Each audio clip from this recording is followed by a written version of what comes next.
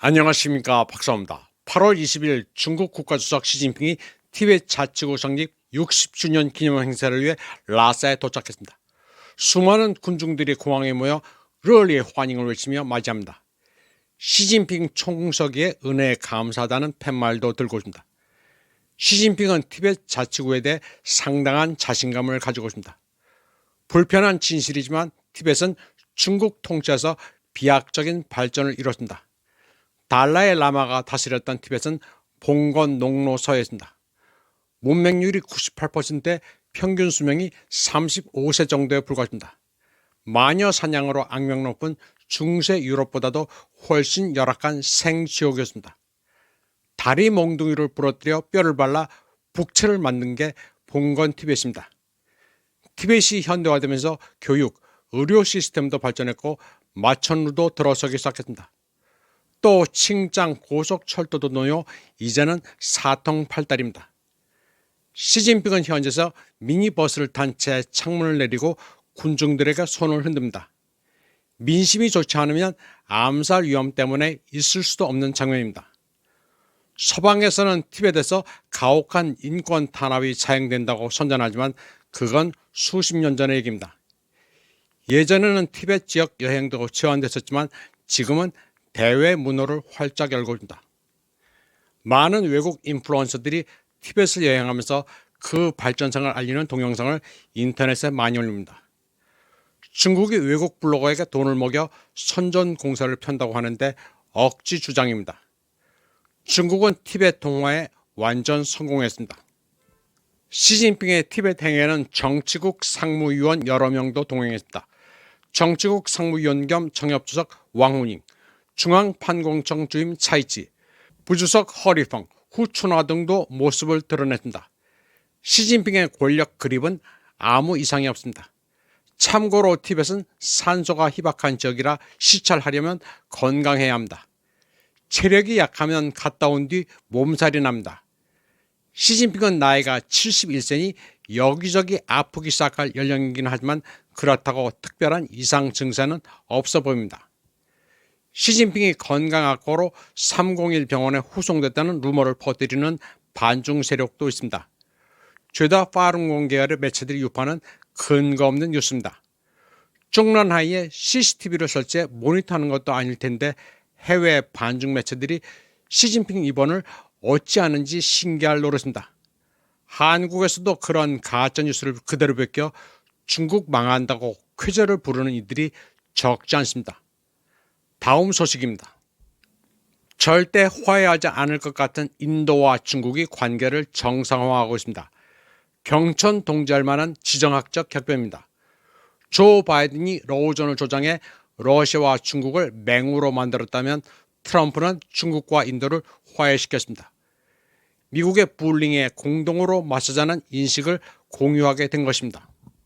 인도의 모디 총리는 지난해 카잔 브릭스 회담에서 시진핑을 만난 이후 양국 관계는 서로의 이익과 감정에 대한 존중에 기반해 꾸준히 발전돼 왔다고 말했습니다. 물론 모디의 이 같은 발언은 중국과 친해져야 하니 인사치레하는 말입니다. 파키스탄을 내세운 대리전에서 패한 데다 미국과 중국 사이에서 간을 보다가 트럼프로부터 관세 뒤통수를 맞으니 차라리 베이징에 붙는 게 낫다고 판단한 것입니다. 트럼프는 실로 대단한 일을 해냈습니다. 인도는 트럼프의 헛발질로 브릭스와 상하이 협력기구에 더욱 충실한 회원국이 됐습니다. 양국은 외교관계를 정상화하기로 합의하고 직항편도 재개하기로 했습니다. 중국은 바로 인도에 선물을 안겼습니다. 미국의 압박 속에서 브릭스의 결속을 강화하는 차원입니다. 수출 통제를 과감하게 풀어 비료를 수출하기로 했습니다. 또 터널 보링 머신도 수출하기로 했습니다. 대형 인프라 건설에 필수적인 장비입니다. 가장 중요한 수출 품목은 역시 히토리입니다. 자동차와 전자제품을 비롯해 모든 첨단 산업에 필수적인 히토리 수출을 통 크게 하기로 했습니다. 중국 외교부장 왕이는 자이샹카르 인도 외교부장, 아짓 도발 인도 국가안보위원장, 모디 총리와 연쇄적으로 만났습니다. 왕이는 외교장관 회담에서 국제정세가 급변하는 가운데 일방주의, 보호주의, 강압적 행보가 횡행해 자유무역과 세계질서에 심각한 도전이 되고 있다면서 단합을 촉구했습니다. 그리고 상대방을 위협이 아닌 파트너이자 기회로 봐야 한다면서 중국과 인도는 인구를 합치면 28억 명이 넘는다고 말했습니다. 모디는 곧 티엔진에서 열리는 상하이 협력기구 정상회담에 참석합니다. 왕이는 아시아 최고의 외교관입니다. 시진핑과 동갑인 1953년생입니다. 고령에 접어들었지만 타고난 틀이 좋고 여전히 에너제틱합니다. 친강이 숙청당한 뒤 다시 외교부장을 맡은 데는 다 이유가 있습니다. 시진핑에 대한 충성심이 굳건한 데다 국제무대에서 그만큼 중국의 위상을 과시할 인물이 없습니다. 왕이는 아마도 제 발로 걸어다닐 때까지 외교부장직을 유지할 것입니다.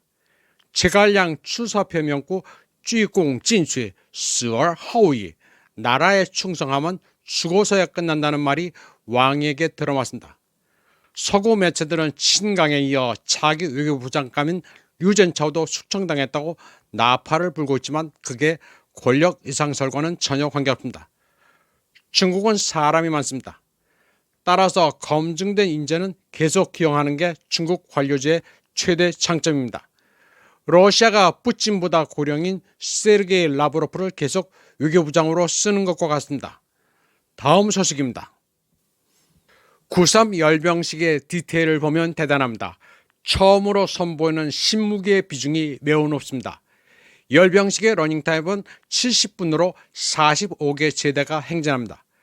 전략무기, 고정밀 타격무기, 신형 전차 등이 선보입니다. 공중제대는 조기경보기, 지휘통제기, 스텔스 전투기, 폭격기, 수송기를 망라한 최신 기종이 하늘을 납니다. 열병식 참여 병력은 4만 명에 달합니다. 러시아 전승 퍼레이드와는 비교가 안 될 정도로 대규모입니다. 항공기는 100기 이상, 지상 장비는 수백 대입니다. 열병 영도 소조 반공실 부짐 우전원은 중국 중앙총서기, 국가주석, 중앙군사위주석 시진핑이 열병식 사열을 한다고 밝혔습니다. 시진핑이 당정군의 권력을 확고하게 움켜쥐고 있다는 방증입니다. 도보분열, 깃발분열, 장비제대, 공중제대 분열 등의 순서로 천안문 광장을 지나간다고 밝혔습니다. 중국 공산당의 영도화에 국력이 날로 강대해지고 있음을 과시하게 된다고 말했습니다. 이번 열병식에 시진핑이 등장하지 못할 수도 있다는 음모론은 다 가짜뉴스입니다. 천안문 앞 창안제 열병식을 앞두고 교통 통제가 삼엄해진 것은 당연합니다. 일부 지하철역이 폐쇄된 것은 서울 한복판에서 시위하실 때 일부 지하철역 무정차 통과하는 것 정도로 이해하면 됩니다. 그런데 한국에서는 준계엄 상태라느니 뭐니 마구 떠들어댑니다. 창밖도 못 보게 막더니 중국이 비밀 전차를 감췄다고 하는데 네티즌들이 거리에서 구경도 하고 영상도 촬영했는데 무슨 소리인지 모르겠습니다. 중국은 열병식 예행 연습이 벌어지고 있는 베이징 외곽 열병촌도 외신에 공개했습니다. 오와 열을 칼같이 맞추는 중국군의 제식 동작은 세계 최고입니다. 러시아보다도 훨씬 절도가 있습니다. 머리끝, 총끝, 창끝을 자로 잰 듯 맞춥니다. 참고로 화면에 보이는 패널은 퇴역 타이완 육군소장 수아이화민 장군입니다. 항암 치료를 받으면서 TV에 출연해 아주 전문적인 해설을 하고 있습니다. 타이완의 시사 프로그램 패널들은 다 수준급입니다. 소위 국뽕만 조입하는 한국의 패널과는 질적으로 다릅니다. 양안 정세와 국제 정세를 있는 그대로 해설합니다. 지금 전 세계의 관심은 열병식에 등장할 신무기에 쏠려 있습니다. 보시는 화면은 뉴질랜드 화인이 진행하는 산산 쫑원 구어지란 프로그램인데 오른쪽 서양인은 중국어를 아주 잘합니다. 중국판 포세이돈을 설명하고 있습니다. 또 다양한 모델의 무인기도 소개하고 있습니다. 이번 열병식에 등장할 무인기는 여러 종입니다. 스텔스 전투기와 함께 착전하는 로열 윙맨, 충성 망룡기도 있습니다. 가장 화제가 되고 있는 신무기 중 하나는 GTG-201 4세대 전차입니다. 하이브리드로 구동되는 최첨단의 40톤 정도의 중간 사이즈 전차입니다. 일본 자위대 10식 전차와 비슷한 크기입니다. 주포는 105mm로 나토 표준의 120mm, 러시아의 125mm보다 소구경이지만 폭우 속도는 거의 동일합니다. 그만큼 기술의 돌파가 이루어졌다는 얘기입니다. 또 중장갑보다는 능동 방어 장치로 대전차 미사일을 막는데 레이더가 덕지덕지 붙어있어 사각이 없습니다. 또 전차 승무원은 VR 장비를 갖췄습니다. 전투기 조종사의 헬멧처럼 전장 정보를 VR로 보면서 전차를 제어할 수 있습니다. 전장 환경을 통합해 입체적인 디지털 기술을 구현했습니다. 아주 눈이 튀어나올 정도의 획기적인 기술 돌파입니다. 이 전차와 합동으로 작전하게 될 보병 전투차에는 드론도 탑재되어 있습니다. 드론을 띄워 전장을 감시하면서 입체적인 작전을 수행할 수 있습니다. 그런데 본론으로 다시 돌아가 보면 8.1, 8.2, 8.3 집단군이 베이징을 포위해 시진핑이 사면 초과라는 소리를 하는 유튜버도 있습니다. 이런 와중에 시진핑이 위독하며 베이징에서는 전차와 버스 충돌 직전에 혼란이 벌어지고 있다고도 합니다. 시진핑의 권력 투쟁을 분석한다면서 군부 짱여우샤가 베이징을 포위했다는 주장을 하는 이도 있습니다. 베이다이어 회의가 열릴 때부터 베이징, 천안문, 중란하이는 계엄 상황이라고 중국을 관찰하는 이도 있습니다.